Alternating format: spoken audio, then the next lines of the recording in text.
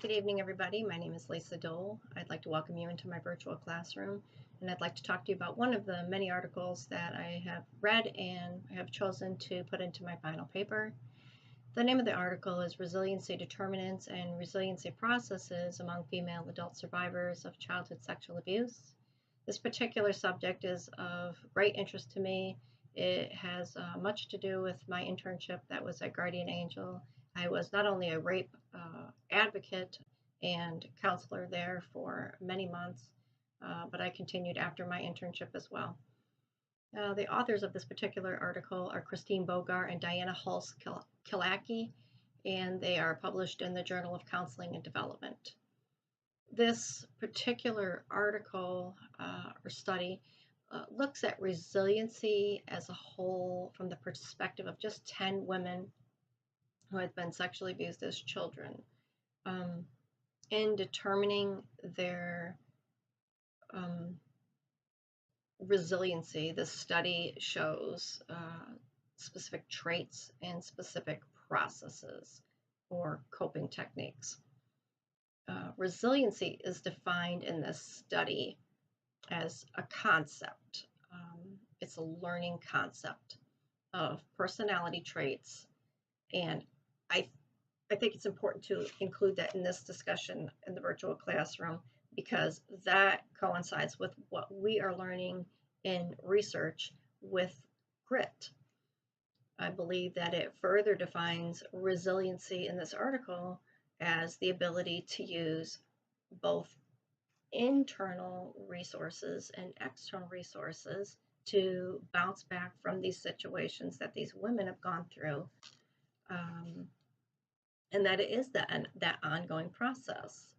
So this brings me to my research question, and I'll preface it by saying childhood sexual abuse survivors have factors of resiliency. We know they have factors of resiliency because they've gone through a huge trauma. But do the factors of resiliency change as that person moves from victim to survivor? This article starts off by selecting people, but there is specific criteria that was needed to be met for this study.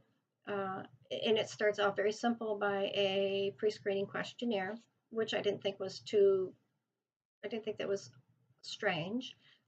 Candidates then were recruited by letters, sent by various means, and ultimately it was done by a snowballing. The study itself, though, was very, without a doubt, qualitative in nature. It had different levels of analysis that were administered.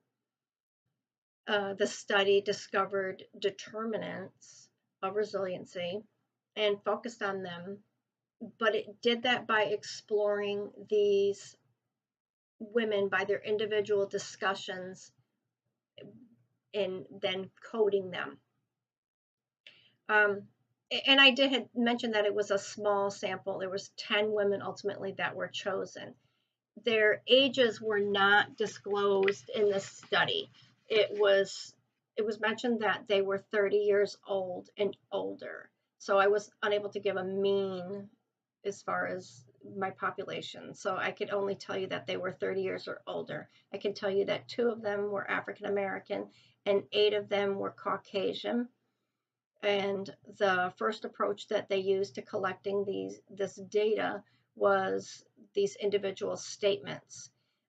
These statements were then categorized by either them being a determinant of a resiliency or a process.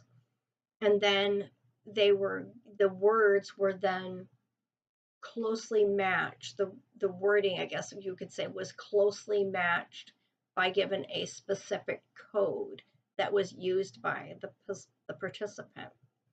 And I want to put this disclaimer out there because I think this is important to put in there, that all throughout this particular study, these researchers made no claims in this study as to how these results would or would not apply to others. That's to say, how like male survivors or anything like that. And I think that's a valid piece to put in this, because there are male children that are sexually abused. There are other facets of sexual abuse that need to be discovered. But in this particular study, we only looked at women that had survived sexual abuse as children.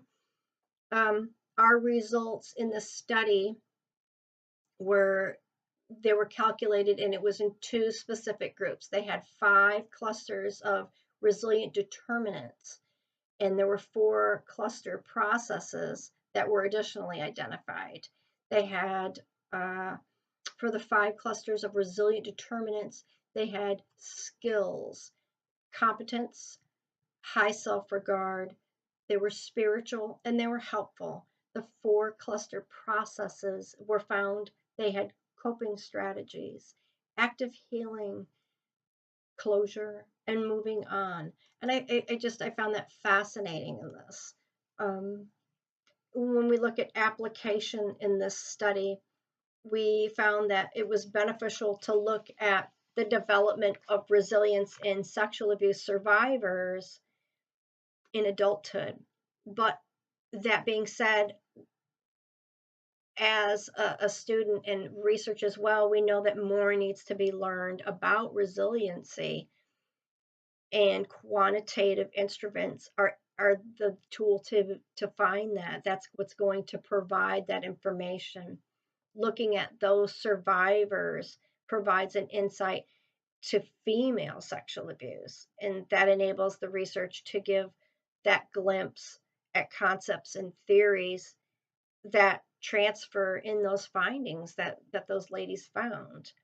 But those findings also identify how counseling probably identifies and reinforces ways to help the victim seek out their own processes of individualized resilience.